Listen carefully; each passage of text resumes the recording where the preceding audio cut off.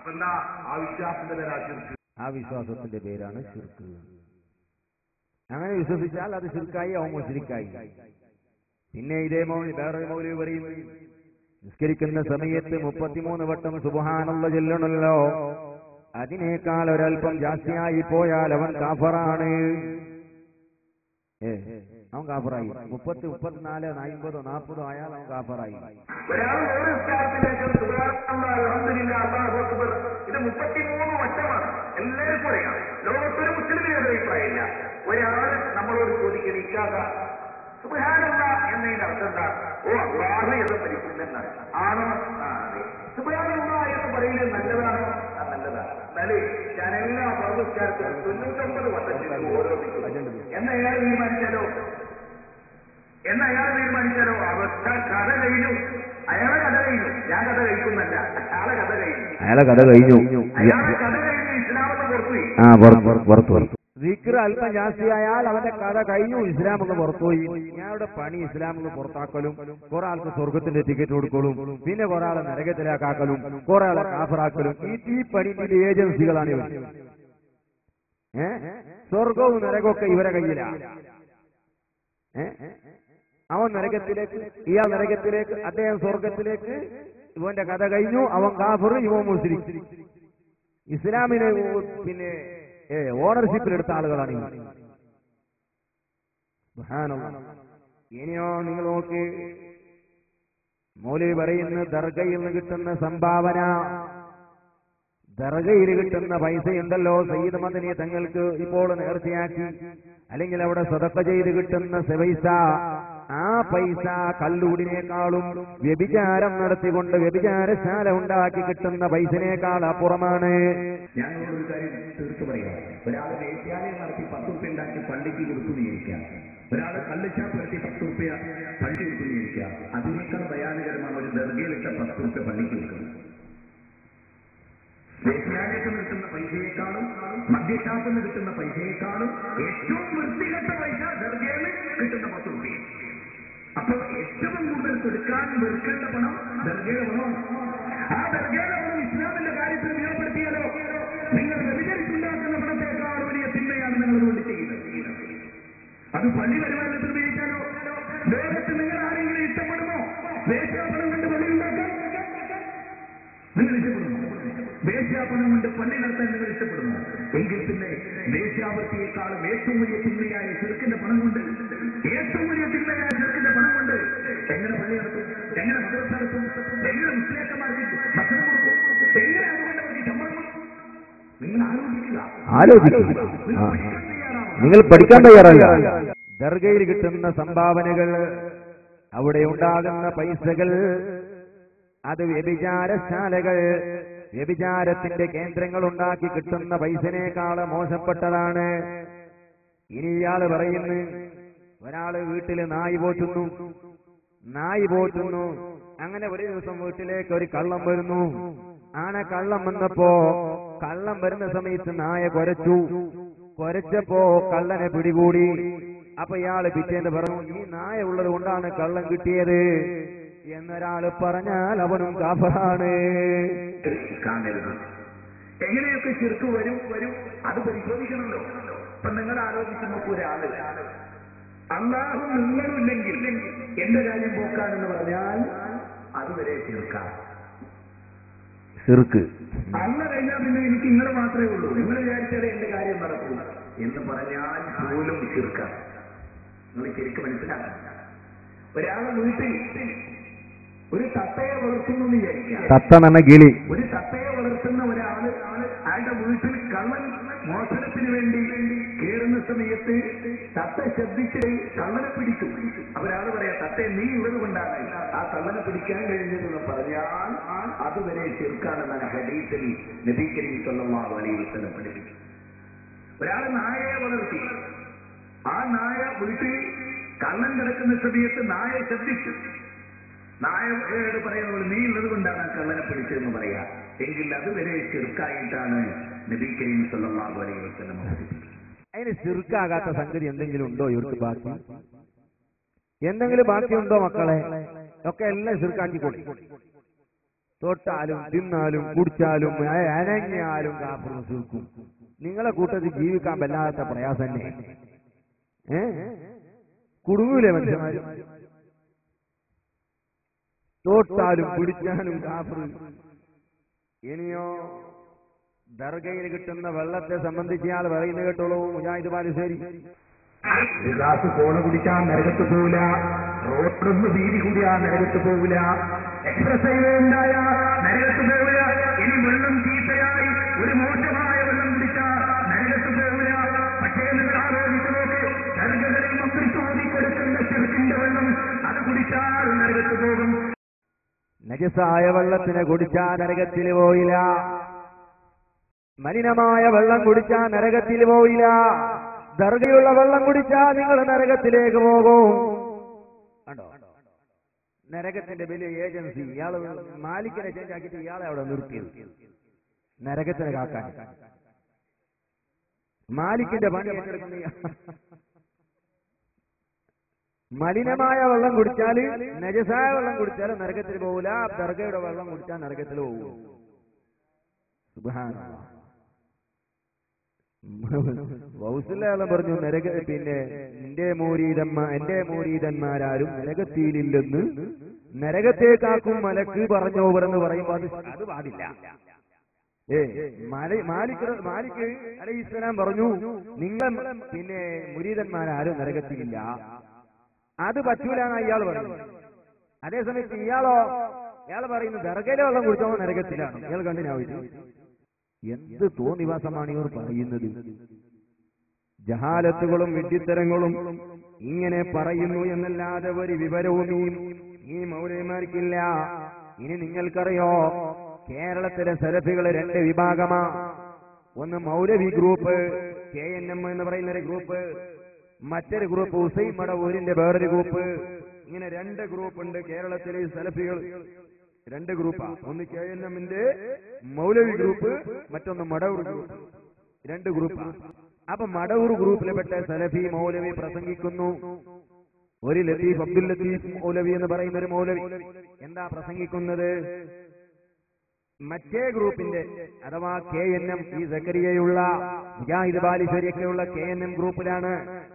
ആ KNM ഗ്രൂപ്പിലെ ആളുകൾ ഒരു പുസ്തകം അടിച്ചിട്ടുണ്ട്.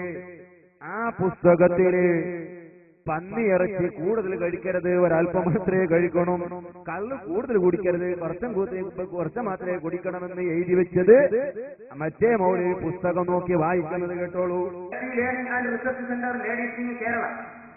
സലഫികളാ.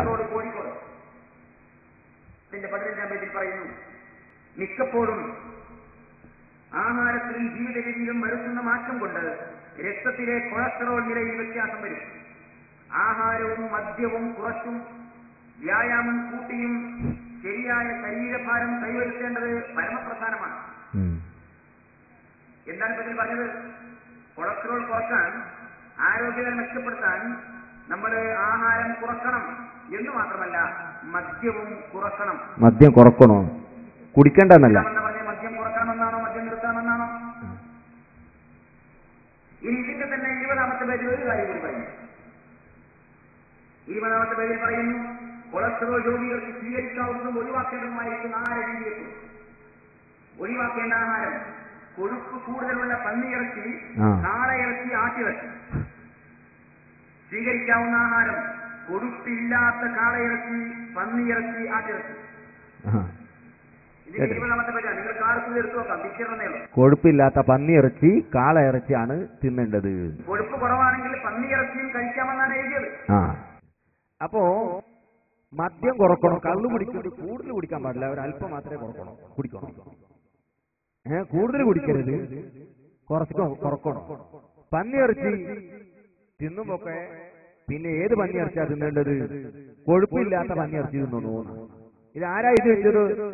മുജാഹിദ് ബാലുശ്ശേരിയുടെ സംഘടനയുടെ ആളുകൾ, സക്കരിയ സ്വലാഹിയുടെ സംഘടനയുടെ ആളുകളായി എഴുതി വെച്ച പുസ്തകം.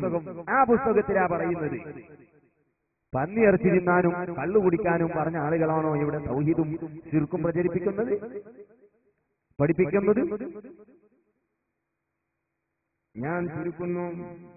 പ്രിയപ്പെട്ട സഹോദരന്മാരെ, എത്ര വിഷയങ്ങളാണ് ഇവരെ സംബന്ധിച്ച് പറയാനുള്ളത്.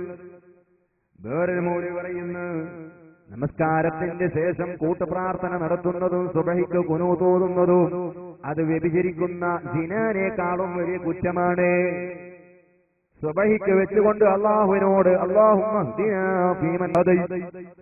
ഞങ്ങൾക്ക് നീ ഹിദായത്ത് നൽകണം എന്ന് അള്ളാഹുവിനോട് ദുആ നടത്തുന്നത് ഒരാൾ അന്യ സ്ത്രീയോട് സിനാ ചെയ്യുന്നതിനേക്കാളും കടുത്ത കുറ്റമാണ്. മുജാഹിദ് ബാലിശ്ശേരി പറയുന്നത് കേട്ടോളൂ.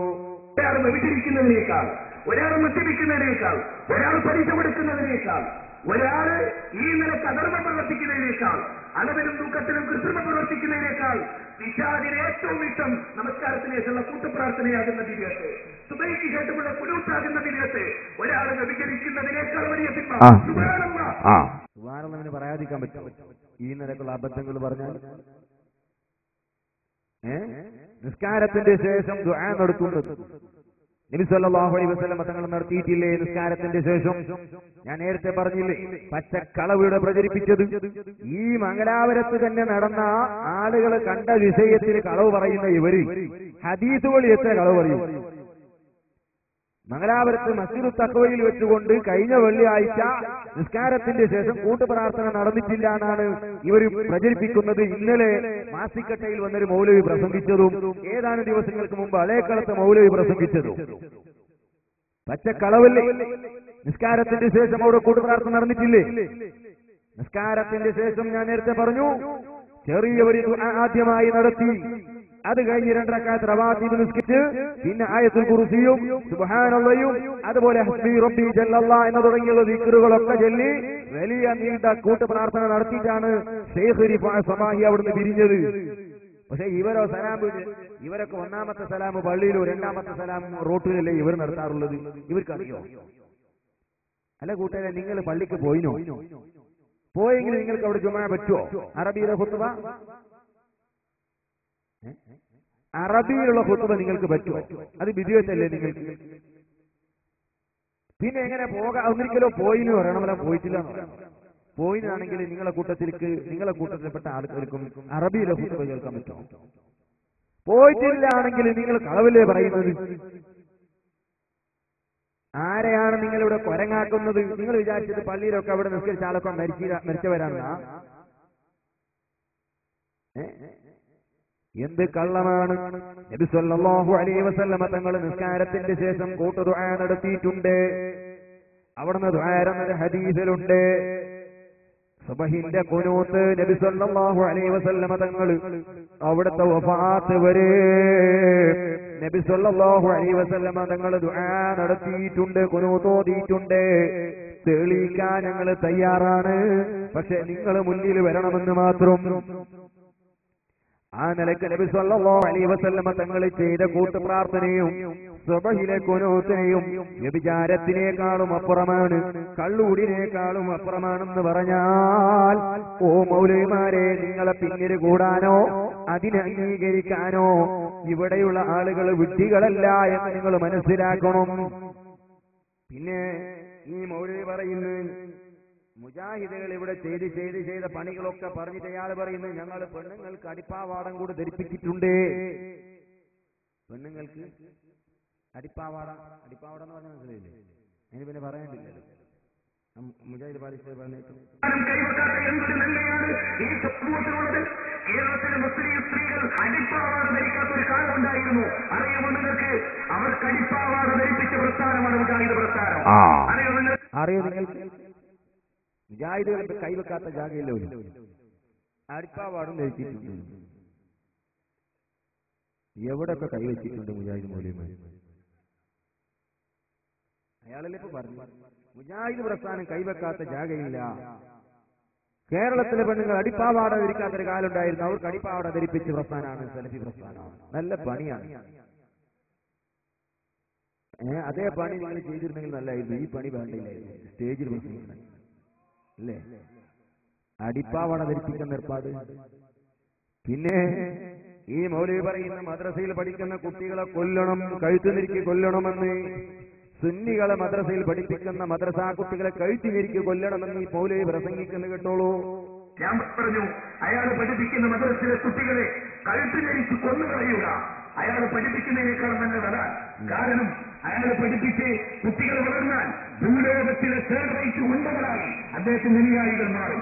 അതിനേക്കാൾ നല്ലത് ഇവർ നബി അലൈഹിസ്സലാം കഴുത്തുപിടുങ്ങി കൊന്ന പോലെ ഇവർ പഠിപ്പിക്കുന്ന വിദ്യാർത്ഥികളെ കഴുത്തുഞരിച്ച് കൊല്ലലായിരിക്കും ഒരുപക്ഷെ ലോകത്തോട് ചെയ്യുന്ന ഏറ്റവും വലിയ സേവനം. കാരണം അത്ര വൃത്തികെട്ട ഒരു സമൂഹമാണ് ഇവരുടെ പണ്ഡിത ലോകത്ത് ഇവർ അറിയപ്പെടുന്ന ആളുകൾ. മദ്രസയിൽ പഠിക്കുന്ന കുട്ടികളെ പോലെ കഴുത്തുഞരിച്ച് ഖദർ നബി കൊന്നതുപോലെ കൊല്ലണം. എന്റെ മക്കളെ പിന്നെ കൊല്ലാത്തത്? കൊല്ലാൻ വരും, കൊല്ലാൻ വരും മദ്രസയിൽ പഠിക്കുന്ന കുട്ടികളെ. ഇതേ മൗലവി പറയുന്നത് ഈ കേരളത്തിൽ സുനാമി സംഭവിക്കാത്ത എന്തുകൊണ്ടറിയോ? സലഫികൾ ഉള്ളത് കൊണ്ടാണ് സുനാമി സംഭവിക്കാത്തത്. കേരളക്കര വീഴുമ്പോ ഇവിടെ അള്ളാഹുവിന്റെ തൗഫീഖ് ഇങ്ങനെ ഒരു പ്രസ്ഥാനം വരുന്നത് ഈ കേരളത്തിൽ സുനാമികൾ ആവർത്തിക്കുന്നില്ല എന്ന് മാത്രം. മുജാഹിദ് പ്രസ്ഥാനം ഉള്ളതുകൊണ്ട് മുജാഹിദുകളുള്ളത് കഷ്ടമാകുമായിരുന്നു ഈ മണ്ണ്. അല്ല, വല്ലാത്ത കഷ്ടം. അള്ളാഹ് ഖുർആനിൽ പറഞ്ഞിട്ടുണ്ട്, സലഫികൾ ഉള്ളത് കൊണ്ടാണ് കേരളത്തിൽ സുനാമി സംഭവിക്കാത്തത്. ഖുർആനിൽ പഠിത്തം പറഞ്ഞിട്ടുണ്ട്, എല്ലാം ഖുർആനിലുണ്ട്. കേരളത്തിൽ സുനാമി സംഭവിക്കാത്തത് സലഫികൾ ഉള്ളത് കൊണ്ട് പഠിത്തം ഖുർആനിൽ പറഞ്ഞിട്ടുണ്ട്. എന്തെങ്കിലും ലെവലുണ്ട് ഈ മൗലവിക്ക്? എവിടെയാണ് ചികിത്സ നടത്തേണ്ടത്? അല്ലാഹു അഅലം. ഇങ്ങനെ ഓരോന്നായി പറഞ്ഞു പോയാൽ എന്റെ പ്രിയപ്പെട്ടവരെ എത്രയോ സംഭവങ്ങൾ നിങ്ങൾക്ക് കേൾപ്പിക്കാനും പറയാനുമുണ്ട്. ഞാൻ ചുരുക്കുന്നു, നമ്മുടെ അനുവദിക്കപ്പെട്ട സമയം ഇവിടെ കഴിഞ്ഞിട്ടുണ്ട്. അതുകൊണ്ട് ഞാൻ കൂടുതൽ സമയമെടുക്കുന്നില്ല. എന്റെ പ്രിയപ്പെട്ടവരെ, അല്ലാഹുവിന്റെ ദീനിനെ പരിഹസിക്കുന്ന, അവന്റെ ദീനിനെ കളിയാക്കുന്ന ഒരു വിഭാഗമാണ്. ഒന്നും കൂടി അവസാനമായി ഒരു ക്ലിപ്പിംഗ് കൂടി കേൾപ്പിച്ചുകൊണ്ട് ഞാൻ എന്റെ പ്രസംഗം നിർത്തുന്നു. ഈ മൗലവിമാരുടെ വിവരം അറിയാൻ, ഈ മൗലവിമാരുടെ പാണ്ഡിത്യം മനസ്സിലാക്കാൻ നിങ്ങൾക്കൊരു കാര്യം ഓർമ്മപ്പെടുത്തുന്നു. ഒരു മൗലവി പറയുന്നു, എന്താണ്, എല്ലാ കുട്ടികൾക്കും അറിയുന്ന ഒരു സംഗതിയാണല്ലോ, ബഹുമാനപ്പെട്ട ഹംസ റളിയല്ലാഹു അൻഹു കൊല ചെയ്യപ്പെട്ടത് എവിടെയാ? ഏത് യുദ്ധത്തിലാണ് ഹംസ റളിയല്ലാഹു അൻഹു? എന്നാ ഒരു സലഫി മൗലവി പറയുന്നത് ബദർ യുദ്ധത്തിലാണ് ബഹുമാനപ്പെട്ട ഹംസ റളിയല്ലാഹു അൻഹു കൊല ചെയ്യപ്പെട്ടത്. കുടുംബത്തിനെ നശിപ്പിച്ച മുഹമ്മദിനെയും അതുപോലെ എന്റെ കുടുംബക്കാരനെ കൊന്ന ഹംസയെയും ഞാൻ വധിക്കും, ഹംസയെ ഞാൻ വധിക്കും. അതിന് വഹിക്കിയ പോയി കൂട്ടുപിടിച്ചു, എന്ത് വേണമെങ്കിലും വഹിക്കി നിനക്ക് തരാം, എന്ത് വേണമെങ്കിലും തരാം, എന്നെപ്പന്നെ തരാം എന്ന് പറഞ്ഞ് മോഹിപ്പിച്ചിട്ട് ആ വഹിക്കുകയും കൊണ്ടുപോയി ബദറിലേക്ക്. ആദ്യമല്ലേ കണക്കും കൂട്ടിയിട്ടാ പോയത്. എവിടത്തേക്ക്? കണക്കും കൊണ്ടാണ്. എന്നിട്ടൊരു മരത്തിന് മറഞ്ഞു നിന്നിട്ട് പണി. അപ്പൊ ബദറിലേക്കാണ് പോയത്. പിന്നീട് അവസാനം പറയുന്നു, ബദറിലേക്കാണ് ബഹുമാനപ്പെട്ട ഹംസ റളിയല്ലാഹു അൻഹുവിനെ കൊല്ലാൻ വേണ്ടി വഹിച്ചു പോയതും. ഹംസ റളിയല്ലാഹു അൻഹു മരിച്ചതും ബദർ യുദ്ധത്തിലാണ്. ചരിത്രം ഒരു കുട്ടികളെ പോലും അറിയാത്ത വിവരദോഷികൾ. വേറൊരു മൗലവി പറയുന്നു, വെള്ളപ്പൊക്കമുണ്ടായത് ലൂത്ത് നബിയുടെ കാലഘട്ടത്തിലാണ്. ഹംസ റളിയല്ലാഹു അൻഹു കൊല ചെയ്യപ്പെട്ടത് ബദറിലാണ്. പിന്നെ ഒരു മൗലവി പറയുന്നു, വെള്ളപ്പൊക്കം ഉണ്ടായത് ലൂത്ത് നബിയുടെ കാലഘട്ടത്തിലാണ്, നൂഹ് നബിയുടെ കാലഘട്ടത്തിലല്ല. രണ്ടാമതായിട്ട് എനിക്ക് പറയാനുള്ളത്, ബഹുമാനപ്പെട്ട ലൂത്ത് നബി അലൈഹിസ്സലാമിന്റെ കാലത്ത് ഗംഭീരമായ ജലപ്രളയം, തൂഫാനുണ്ടായി, വെള്ളപ്പൊക്കമുണ്ടായി. അല്ലാഹു സുബ്ഹാനഹു വ തആല അതിനെപ്പറ്റി പറയുന്നുണ്ടാ, വനജ്ജയ്നാഹു വഅഹ്ലഹു മിനൽ കർബിൽ അലീം. ലൂത്ത് നബി അലൈഹിസ്സലാമിനെയും ആ ലൂത്ത് നബി അലൈഹിസ്സലാമിന്റെ അഹ്ലുകാരെയും നജ്ജയ്നാ, നമ്മളാണ് രക്ഷപ്പെടുത്തിയത്.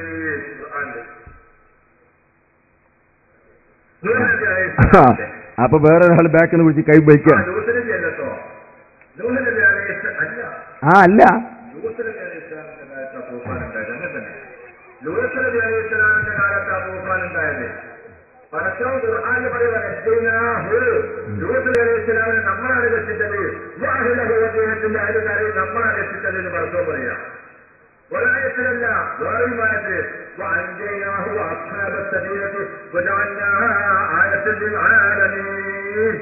രാജന്മാരെ ഒന്ന് മനസ്സ് തുറക്കി. ും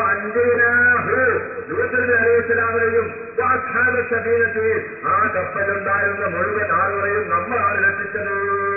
അല്ലാഹു ഖുർആനിൽ പറയാ. ഇത് നമ്മൾ വിശ്വസിക്കണ്ടേ?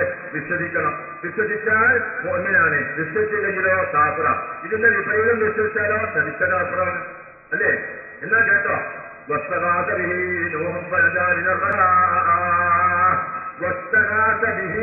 മുഹമ്മദ് നബിയോട് സഹായം തേടി നൂഹ് അവിടെ കുടുങ്ങി.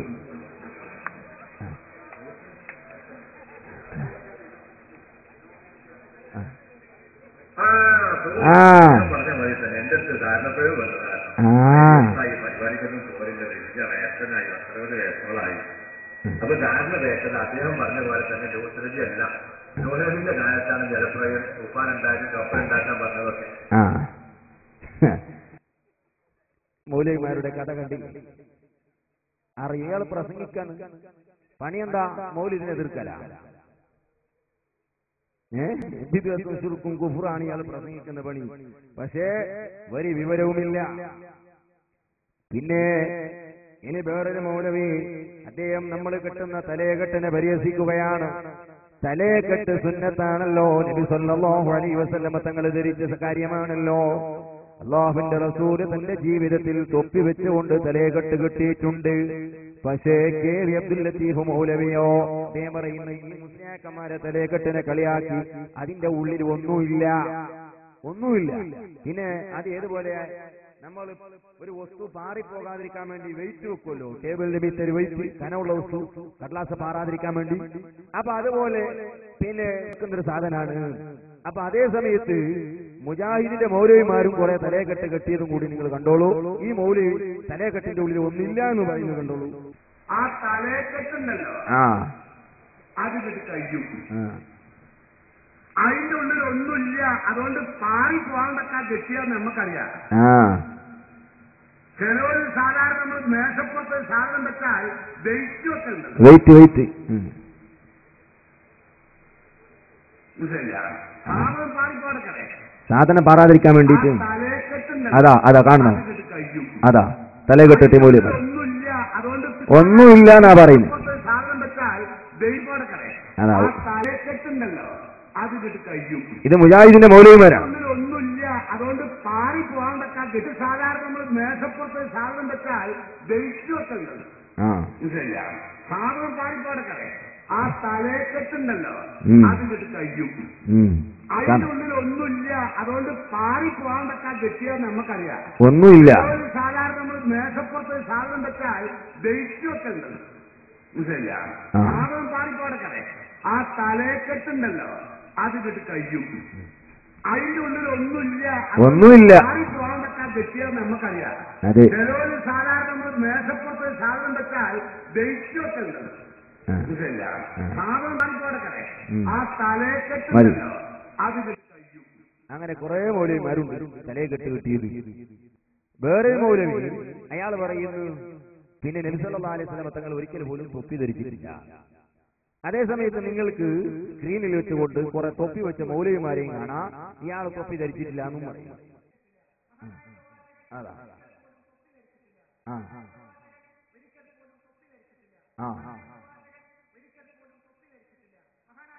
അതാ തൊപ്പി ധരിച്ചത് കുറെ കാണുന്നു.